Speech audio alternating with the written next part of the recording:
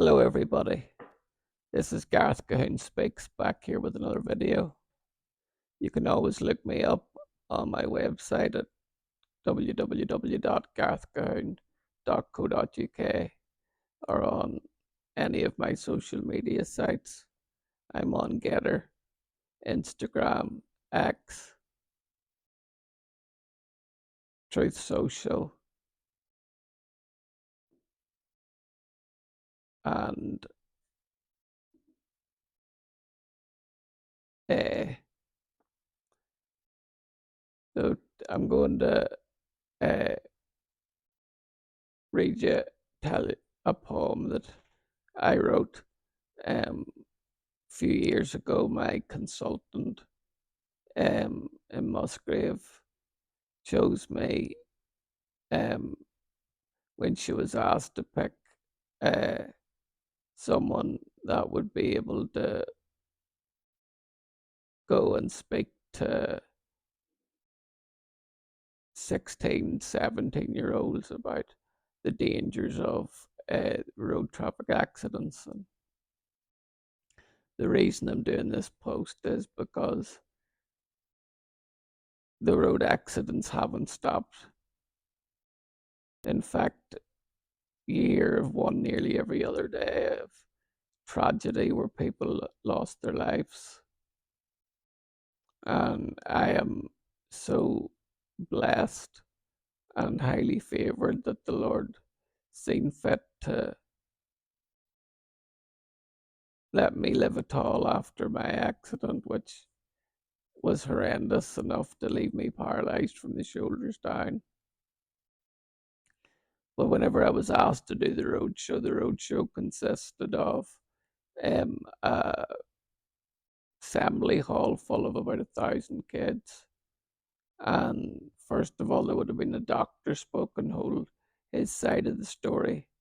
Then a paramedic would come and tell their side. Then you would have had um, the physio talk, and then you had a nurse talking. Then you had the relative of someone who had an accident speak, and then they would have brought me on at the last to talk about what happened to me and how being safe on the road isn't something that you should take lightly, because even though I didn't cause my accident, it still left me with horrendous injuries that left me paralyzed.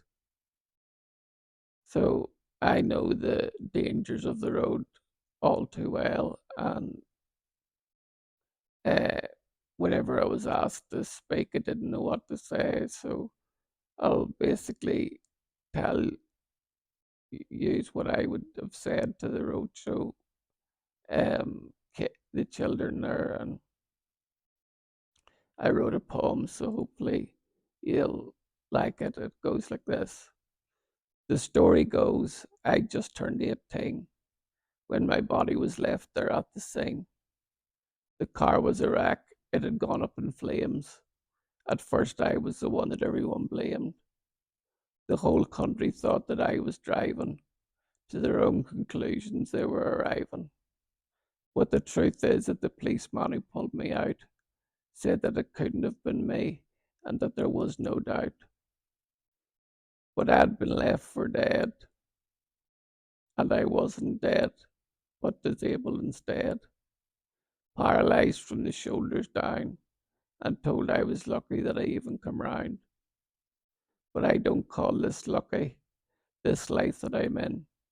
For someone to think that, well, they would be them. I just try to make life as good as I can, as it's all I can manage. I'm only a man.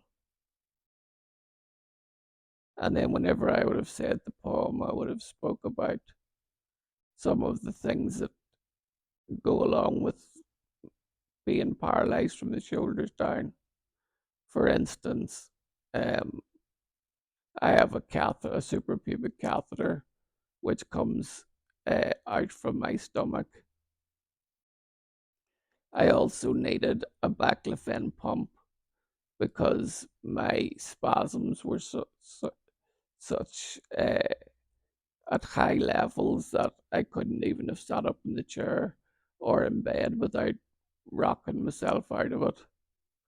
So the baclofen pump um, is in my abdomen, and there's a catheter tube going round into the base of my spine, and that administers baclofen, um, which stops the spasms. Then I have a titanium plate in the back of my neck, which I'm told cost £10,000. And each one of the baclofen pumps, and I've had three now, is at about 7,000 each. I just want to pay tribute to the NHS and all the doctors and nurses that have attributed to my care, and I think they're the reason why I'm still here today, along with my beautiful wife, who really loves and cares for me in ways that are just supernatural, I think. Then I have a stoma bag on. I had it done electively because um, I didn't like the way it had to happen the other way. So it was better to have a wee bag on my tummy where my my stool comes out into. You might know with my voice being a bit weak is because I had a tracheostomy originally when I first had my accident, but um, they didn't think that I was going to get off the ventilator, so that's why they sent me from first I was in Craigavon for 5 days to stabilise me enough that I could be moved down to the Royal Intensive Care. Then the Royal Intensive Care, uh, they then thought that, and at this time there was no word that could do physio on a ventilated patient in Northern Ireland.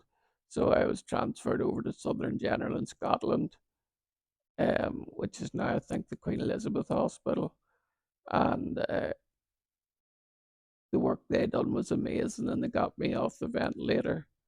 And then I was shipped back uh, to Musgrave Park Hospital, and they done my rehabilitation there. And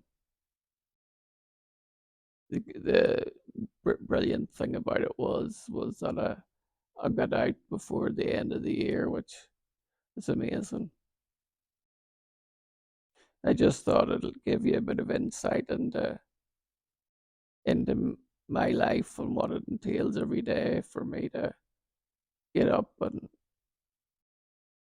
be positive and share my faith, because that surely is the only reason that I'm alive 24 years after my accident, is because if God is on your side, who can be against you? Though 10,000 mibs be at my right hand and 10,000 at my left, I will fear no evil, for Yahweh is with me. He is my rock and my salvation, my ever present help in times of trouble. You can trust in this God too. He so freely wants to give you his love and have you accept him as a father so that you can be his child. There surely is no greater love than this, that one man lays down his life for his friends. Shalom, Maranatha, Hallelujah.